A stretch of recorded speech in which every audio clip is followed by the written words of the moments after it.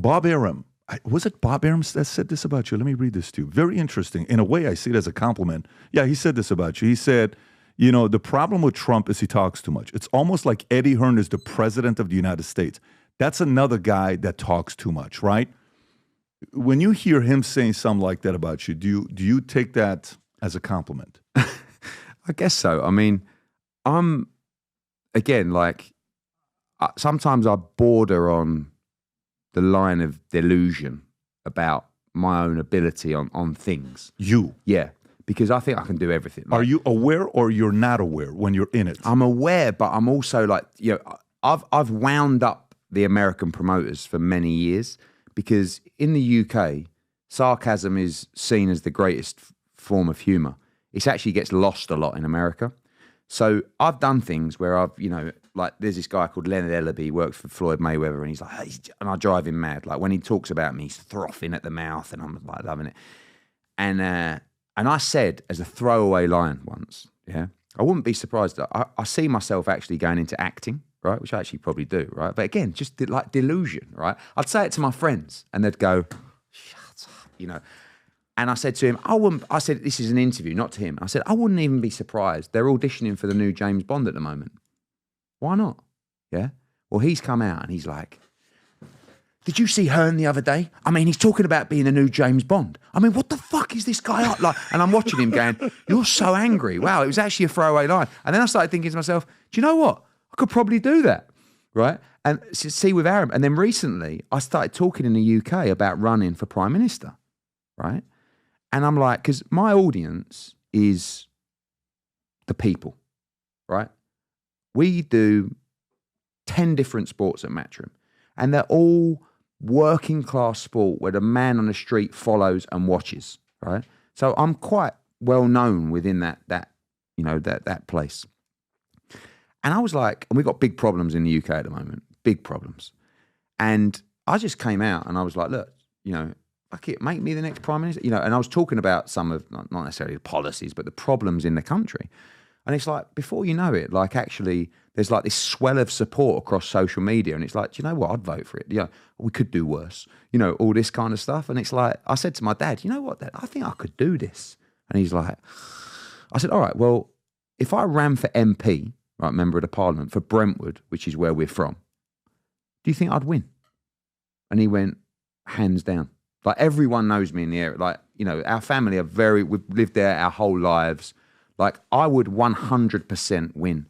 It's not a state. What is that comparable to here? Not a state, but but it's a, you know. Is it a county? Would it be considered a county? Yeah, okay. I mean, it's a county of Essex, but I could pretty much win any seat within the county, which is like a state for you guys, right? Because especially how the country is at the moment and the need to do something and you know, to advocate for change. But I'm just sort of messing around. And then you start thinking to yourself, you know, but when you say like that psychotic edge, there probably is a little bit of that, because I'm thinking to myself, well, I'm not cracked boxing, but I'm, you know, we're really on the way. What's next? Do you know what I mean? And he's saying to me, you know, with all the aggravation in your life, could you think of anything worse than being Prime Minister of this country? And it's like, he goes, and stop, just, and I'm like, yeah, I'm only joking anyway. And I'm kind of sitting there going, you know, are you though? Or? No, but I mean, I am. I don't think I'm bright enough to be Prime Minister. But then you look at what's happening around the world, you know, and then you just think really, and we go back to like your show and the numbers and that kind of stuff.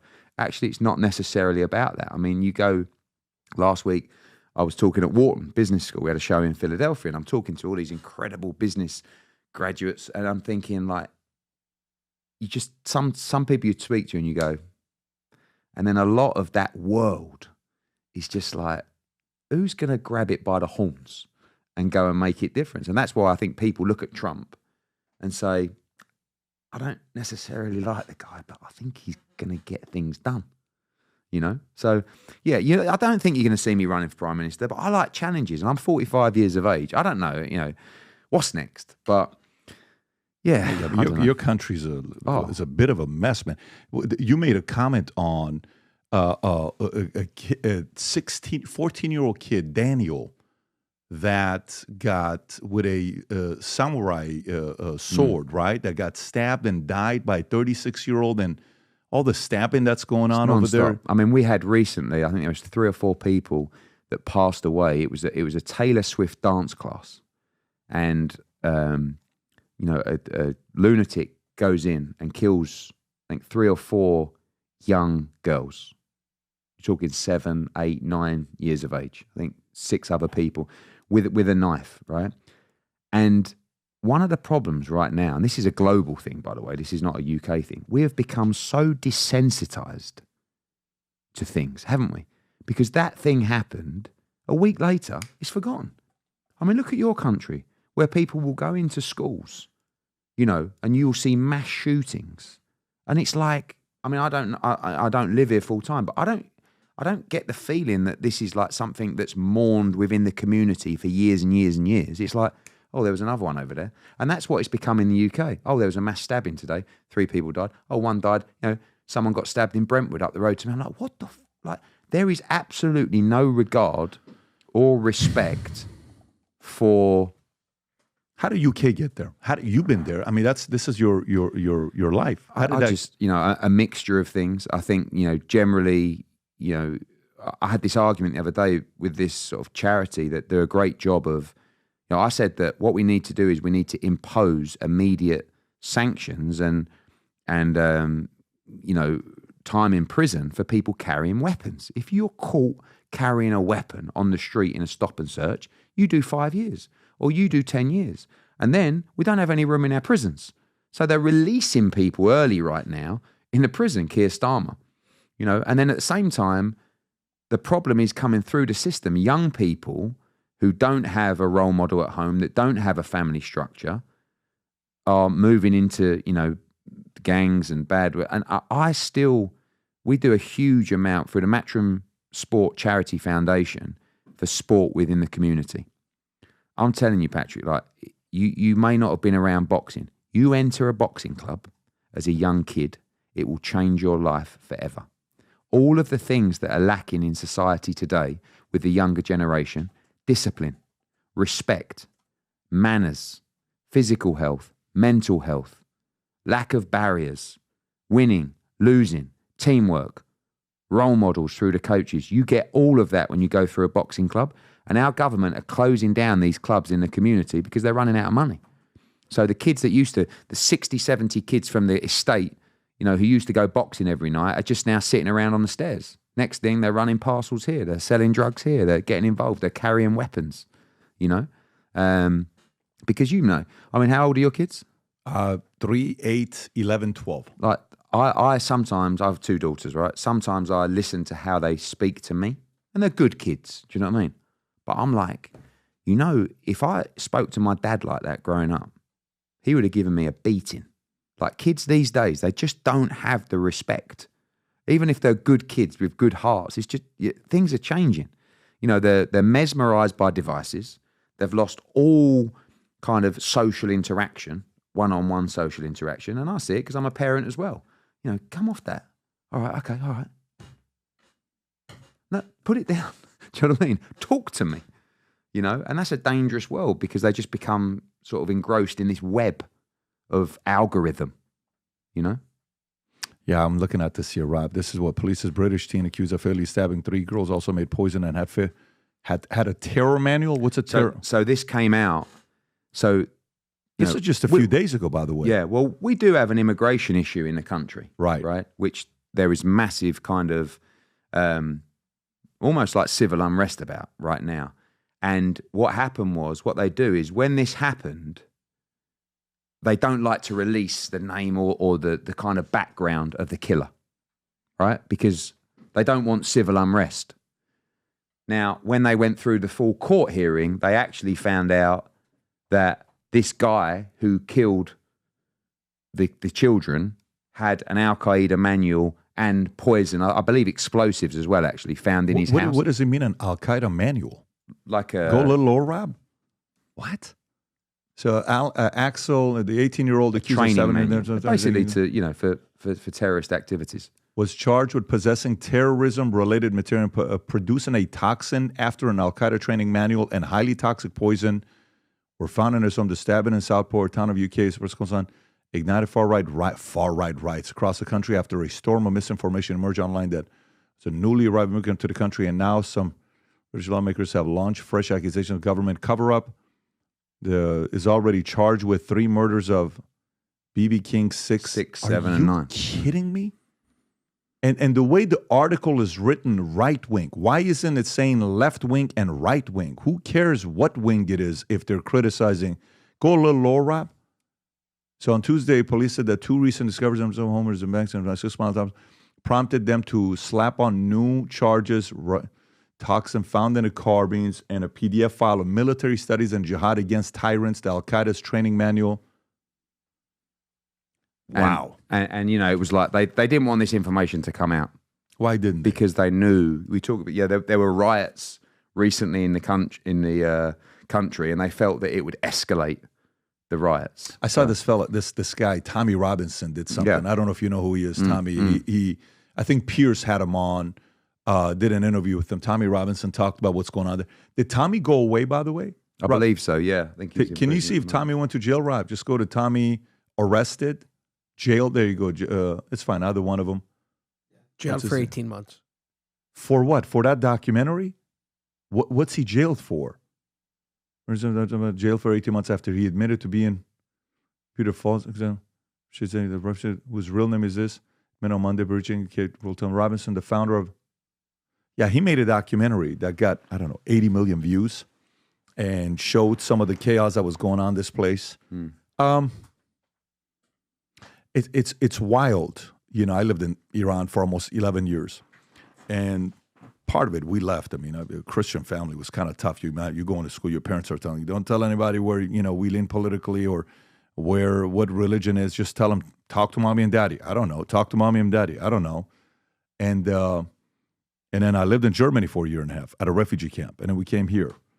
Man, it's a wild place, your country. Would you ever leave it? Are you at a point that you don't feel safe raising your 2 kids? There was just we've got a new government. We have a Labour government in now that are kind of historic in terms of taxing, you know, raising the taxes. And I always say that, you know, I mean, we're a huge contributor of tax in the UK. I have no problem with that at all. But when my children aren't safe to walk the streets, it makes you just think about, you know, your financial commitment to the country, and actually, more importantly, the safety of your children. Do you want them to grow up there? You know, and they raise the taxes not as harshly as what was anticipated in the last budget, but at the same time, it's not even really about the money. It's just, is it a place that you want to live in? You know, there are plenty of places around the world that are much, much safer. But you also want your child to have a normal life, you know, to grow up in that normal school, 15 and 12. And you're married? Yeah. Is your wife from there? Is she American or is she UK? But she's you know, UK. The kids, for me, the kids are like, you know, it's so difficult because you can take them to this nice place and this nice school and like an international business school and stuff like this, and it's like, do you want them to live that life? Do you want them? Do you know what I mean? Yeah, It's like, because I know what the toughness. Yeah, like my dad would never have wanted me to go down that route, you know, and like because I don't think I would have been the same person. How many siblings? How many total? One sister I have. Did he treat her the same as you? Not really. He defines me as his project. I was like, thanks, Dad. You know, it's really, really nice of you. And he's a project manager. It's my project is name. You know, we can see what we can do with him. Yeah, but he always wanted to build me as the guy to take the business over. Whereas I think, especially the older generation, they are a bit different with their daughters. You know, like he says, yeah, I don't have a son. So he's like, that's a shame. You know, you got no one to take over the business. It's like, well, my daughters could do it. Oh, really? All right. Okay. You know. So he's 76. Did he grow up in a rough neighborhood coming up? Yeah, pretty rough. Yeah, so, East London. Like, you know, his dad was a bus driver. His mum cleaned houses for. Was he around with the craze and all that stuff? Not really. I mean, knew about those guys. I mean, he used to put fruit machines and gambling machines in nightclubs that they ran and stuff like that. But you see, sometimes like you wonder, in New York, the crime where New York's at right now. Don't get me wrong, the mob did what the mob did. But, if there was an element of you didn't screw around and these guys would show up and they took care of their own. But if you crossed the line, did anything to their community and their kids, they were not good people to be messing around with, right? So sometimes you wonder, like, the level of safety and how they're... By the way, which is more crosses your mind? You and your wife are in bed, you're sitting there talking to each other late at night, 11 o'clock, and you're like, babe, do we leave the States or do I run for office?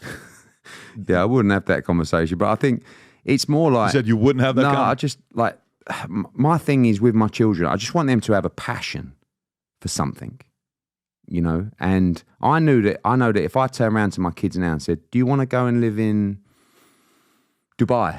Or do you want to go, no, I've got my friends at school, so, but sometimes you've got to make a decision for their future. And I think it's not just really my kids necessarily. I just look at the country and I look at the kids, and that's why we love doing work in the community with local boxing clubs, because when I see the kids doing normal things, working hard, listening, sometimes being told off, doing their work, that's what's missing in society today.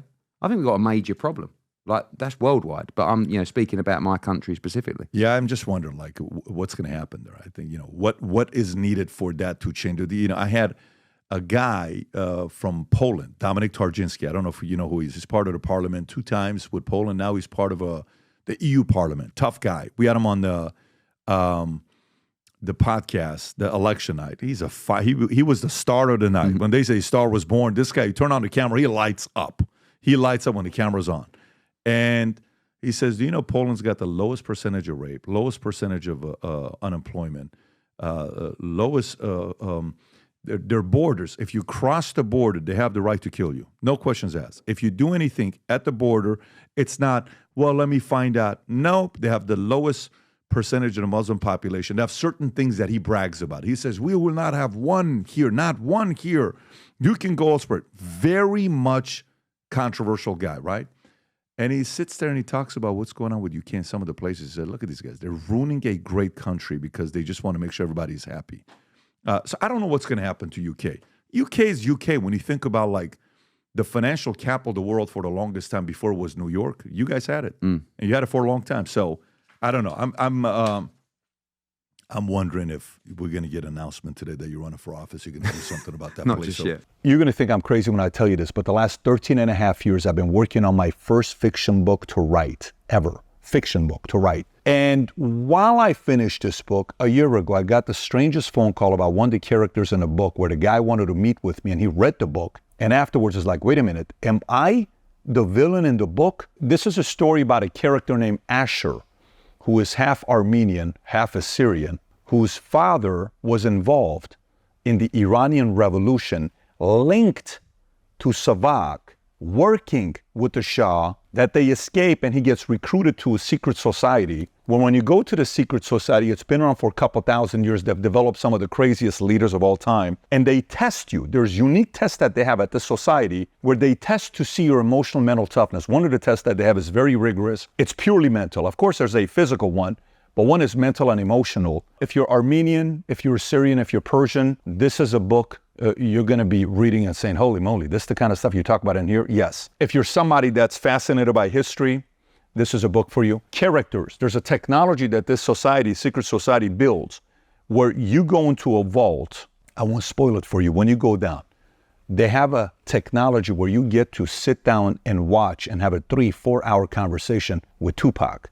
You can set up a debate between Karl Marx and Ayn Rand. Karl Marx is in the book, who wrote Communist Manifesto. Ayn Rand, who wrote Atlas Shrugged, is in the book. Marilyn Monroe explains the concept of seduction and sex in the book. When you read the book, it's about development of the next leaders in the world and how they do it and how they've been doing it for many years. And it's also about how to prevent the end of civilization and how this organization goes about doing it. So, I've never written a parenting book before, but if I ever wrote a parenting book, this is the closest thing to it because it's all mindset, a lot of crazy stories. Again, 13 and a half years. Trust me, I told myself, I will not publish this book until I sell my insurance company and I'm fully disconnected from it, where it's no longer my responsibility 100%. When you read this, if you're a creative person, if you like fiction books, if you enjoyed Atlas Shrugged, or if you enjoy Divergent, if you like books like that, I think you're gonna enjoy reading this book. It's the creative side. Business books is very easy. Here's how you do it. Here's how this how it works. This is very creative. If you haven't placed your order yet, now you can order it on Simon & Schuster, Amazon. I'm going to put the link up below somewhere here, maybe even in my profile. Go order the book and read it. I've never written a book where I can't wait to read your reviews to see what you think about this book. So I'm going on this wild journey, and we have some plans with this book here. If you support the things that I work on, I would appreciate you going and reading the book, order the book on Amazon, and then post a review. If you enjoyed this video, you want to watch more videos like this, click here. And if you want to watch the entire podcast, click here.